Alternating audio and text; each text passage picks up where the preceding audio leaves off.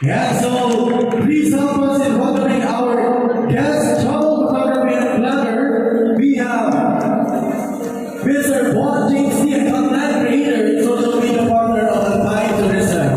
Most of his works are on travel, food, and event promotion. So please help us welcome Mr. Juan James T.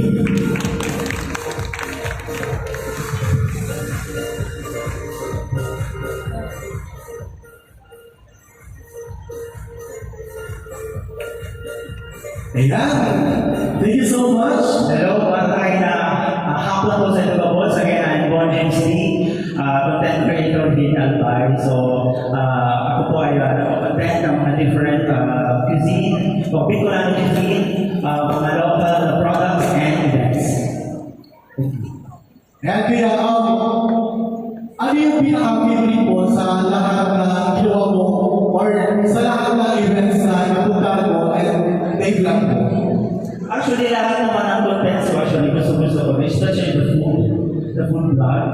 And yun ang tinatarget natin is yung mga small business owners, yung mga bago pa lang nag-umpisa yung business nila, or yung mga business establishment na may mga promotions. So, pinupuntahan ko po yan for free, so I don't ask any payment on my vlogs. This is the way of my helping sa pag-promote ng ating mga local business owners and yung mga local tourism. So, pinupuntahan natin yan, especially yung mga festivals and yung mga tourist spots here in Bicol.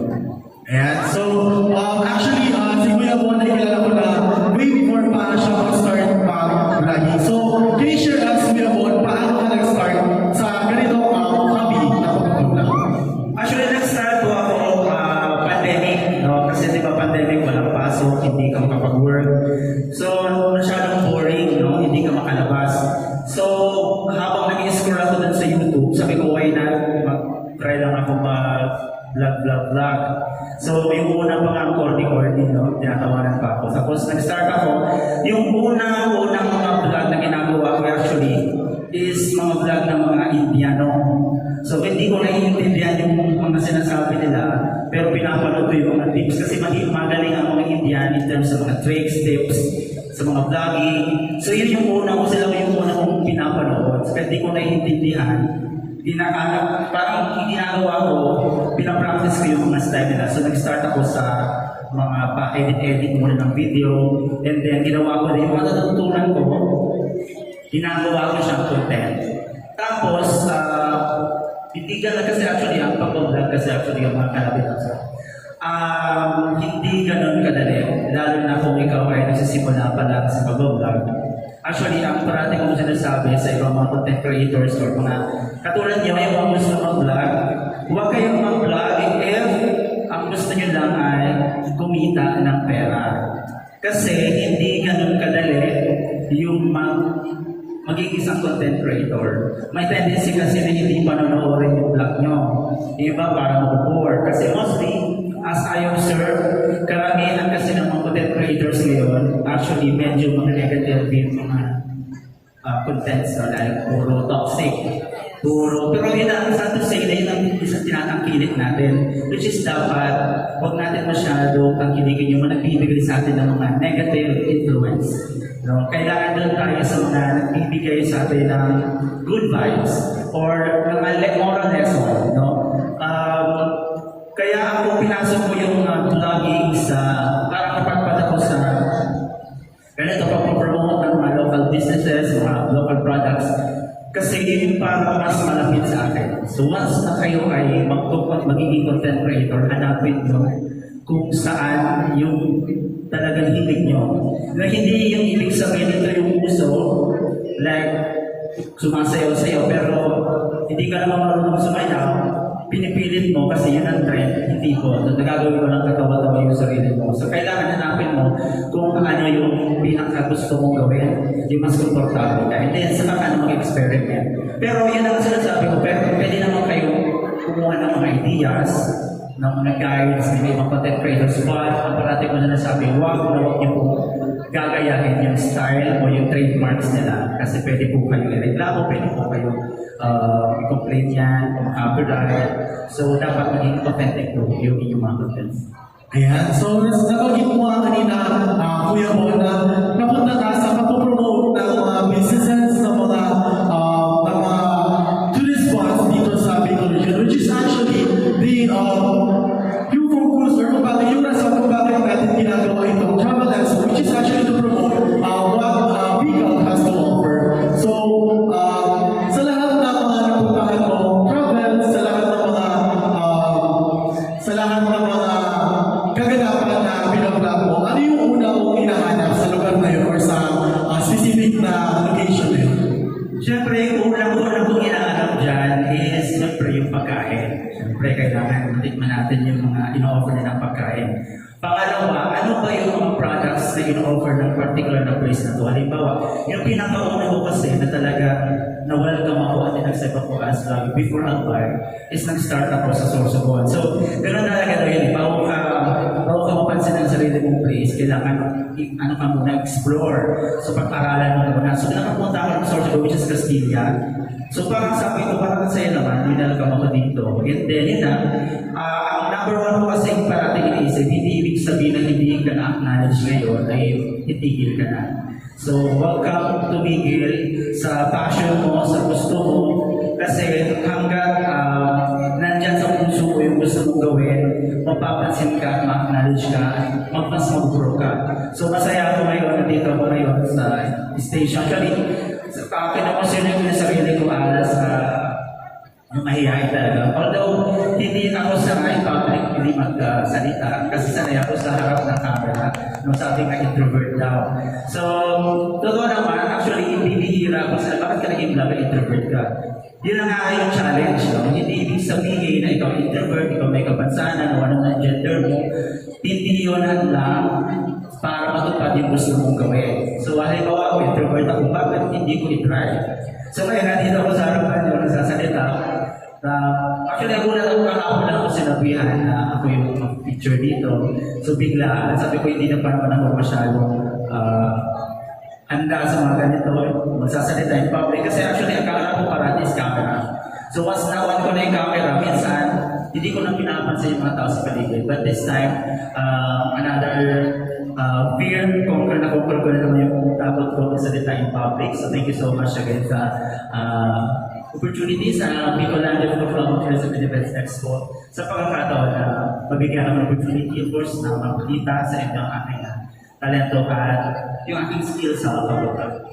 And so, while Kuya Bon is promoting our local destinations, businesses around Bicol, it is actually one way of promoting also Kuya Bon for you to support his vlogs, support his videos. And so, Kuya Bon has over 40,000 followers on Facebook, 51,000 followers on Facebook, and thousands of subscribers in YouTube. But we think that kailangan pa natin na mas i-empower yung mga vloggers natin dito sa Albay. So, let's support Kuya Bon. So, before you arrive to that kind of number, Kuya Bon, na ganun kalaki yung mga subscribers and followers, what were the challenges or worst criticisms na na-receive mo as a vlogger? And how were you able to overcome those criticisms? Number one kasi na makikritik sa'yo actually yung mga kaibigan tsaka relatives mo. Number one yan.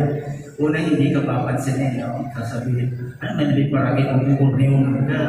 Kasi kung mapapanood ko din ang pinapanood ko din ng una kong vlogs, ang korte ng so, pero, tapos hindi ka pinapansin. Minsan, ang ginagawa ko, magsasabit ako ng letter or proposal sa ibang business establishment, ini-ignore kasi may hindi ito ko man ng followers. Pero hindi ko siya pinabaya, hindi ako nag-give up. Hanggang sabi ko, hindi, darating yung time na makikita nila na yung delegation ko sa pag-promote ng ating mga local businesses, yung ating mga undergrounds, yung ating mga local products, yun talaga gusto ko. Why? Because nakakalungkot lang na especially yung mga youth and even yung mga adults, no, mas gusto natin yung mga ano na important, no? Basta na important social, mahilig tayo sa social. Pero if itatry nyo yung mga products, kasi bakit yung mga foreigners bakit ang gusto nila yung mga produktong Pilipino, di ba? Yung mga local products ng Bicol. So bakit tayo hindi natin ma-embrace, hindi natin ma-appreciate yung mga products na gawa natin. So, ito yung pagkakataon na at least ma-appreciate natin yung mga pinaghihirapan ng mga kababayan natin. So, appreciate natin, mahalin natin kasi tayo din naman ang mag-earn. So, yung magbubunga niya, tayo pa rin ang makikinabang. Instead, sa ibang bansa pa muna. Bago tayo na pumunta sa ibang bansa, explore ng mga different spots and culture or mga festival ng ibang bansa, unahin muna natin yung Bicol. Kasi ang dami-dami. Actually, ako madami pa gusto ko mas bate Catanduanes. Pero daraman ko yung fear ng pagbiyahe sa dagat kasi medyo may fear ako. Pero na-conquer ko na yung fear of height na in-invite naman ako na itry yung zipline and then yung hamster wheel sa Kalsawa sa Mayon Skydrive. So, yun naman, hindi ka pwedeng bumito, hindi ka pwedeng subuko at sasabihin na hindi ko yan kaya. Kaya natin yan, kaya niya yan. Hanggat alam nyo na yun yung gusto nyo gawin. And to be successful, syempre kailangan handa kayong harapin yung mga challenges naman. Ayan. So, Kuya Bon, since yun nga po sabi mo, yung kailangan i-motivate mo lagi yung sarili mo. What was your inspiration? Or sino yung naging inspiration mo, maybe vlogger din, na para sinabi mo sa sarili mo, gusto ko din talaga ito gawin, baka pwede kong maging idolo to na gusto ko rin gawin yung ginagawa niyo para Actually, sa mga vloggers naman, hindi lang, pero siguro mas nagugustuhan ko yung mga nasa travel like behind the photos celebrity. Pero isa yung gusto ko, and of course yung mga kay Jessica Soho, hindi yung mga gusto ko magawa. Gusto ko galing yung inspiration ko. Ayaw ko na kasi ko naman kaya kasi nga sa introvert nga tayo. Hindi ko naman kaya yung maliban-liban sa kalsada. Hindi ko naman kaya yung makikita ng kwat dyan. Kasi mahalaga din po sa atin, no?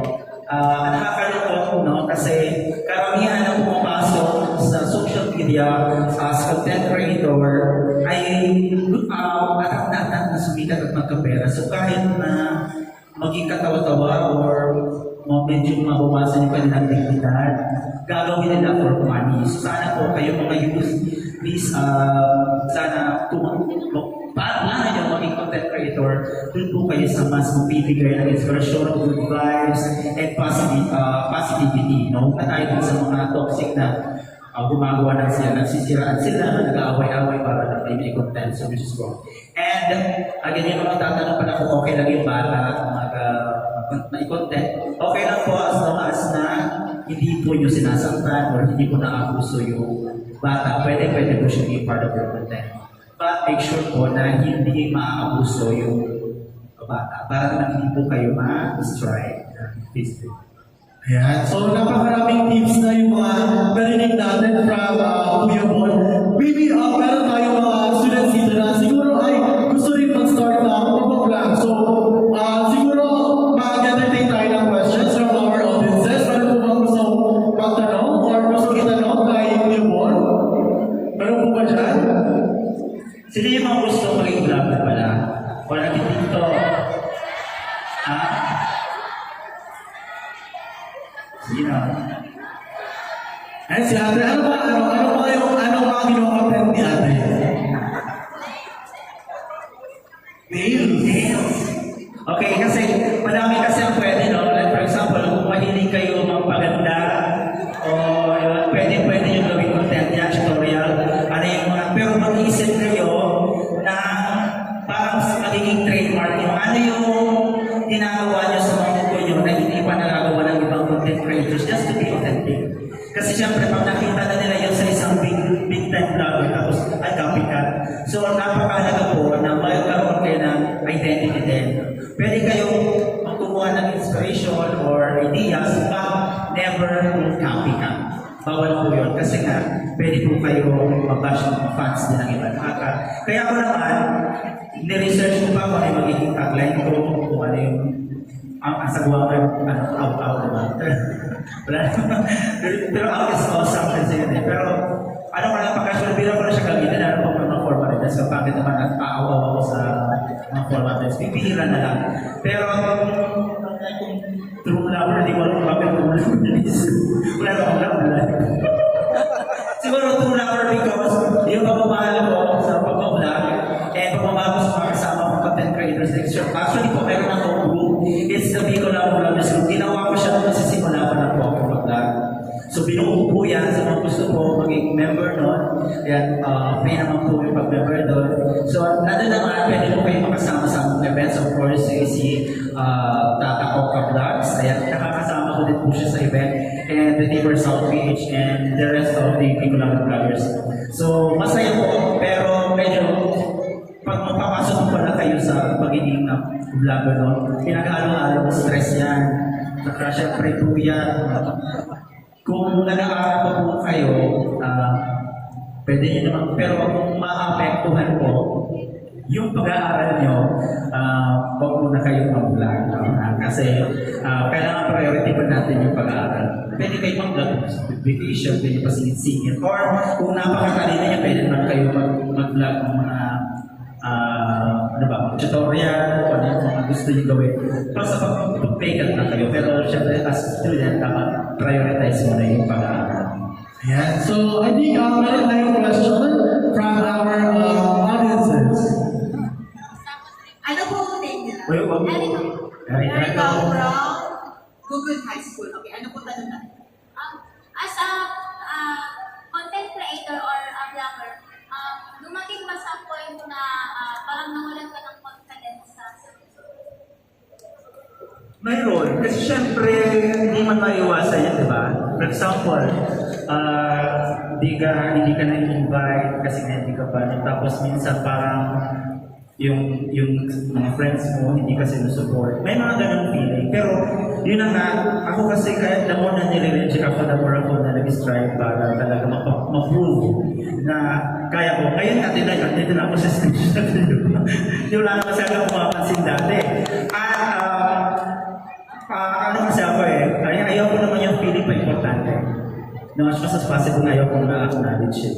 Kasi gusto ko lang mag-vlog. Gusto ko lang, kasi ito kasi pag-vlog actually, nasabi ko na rin ito before sa, na-interview din ako dun sa isang radio station.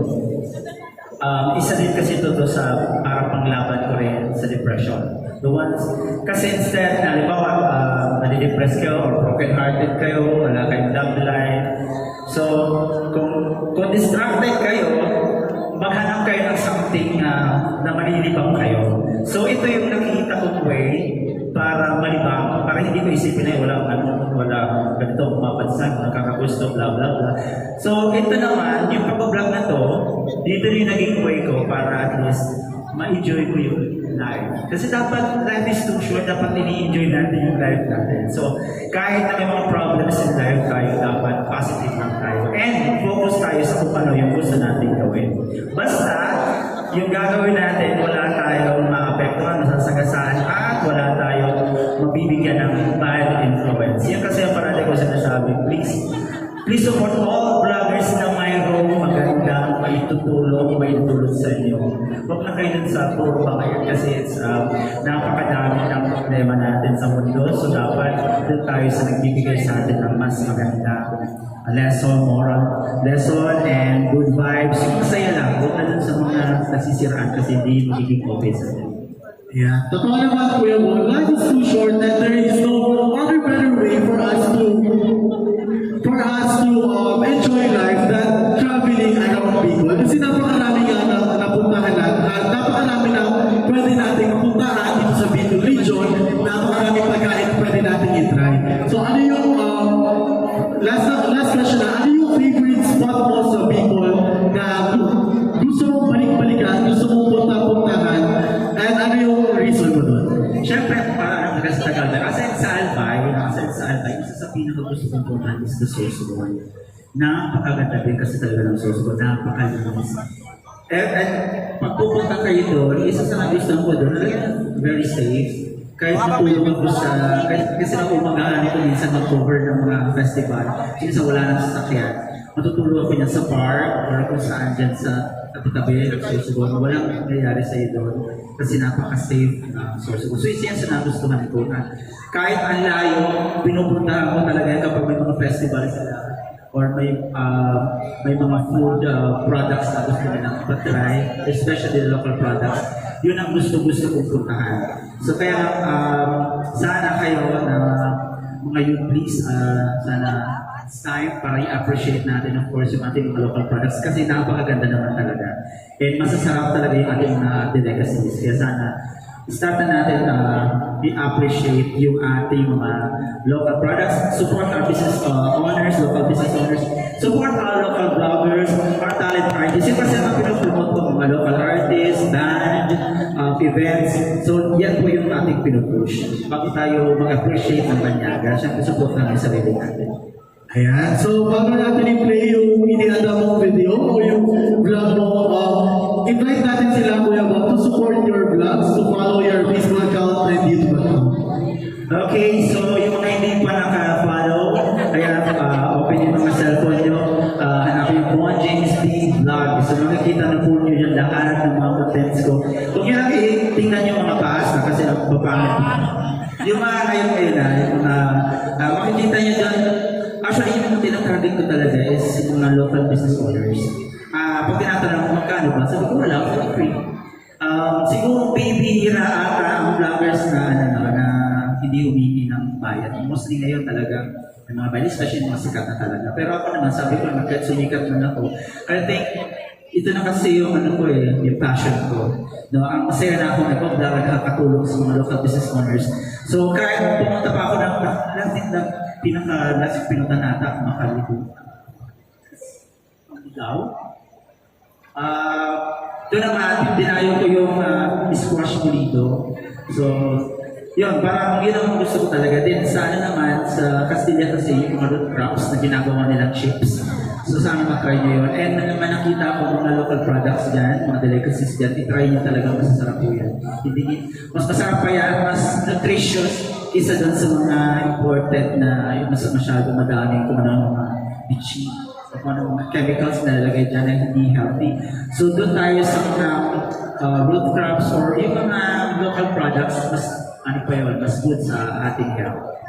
Ayan, thank you so much, Kuya Bon James D. Palakpakan po natin ulit si Kuya Bon. Follow his social media accounts, Bon James D Vlog, and his YouTube channel. Ayan, thank you so much. Now let's redirect our attention to our screen para sa video presentation.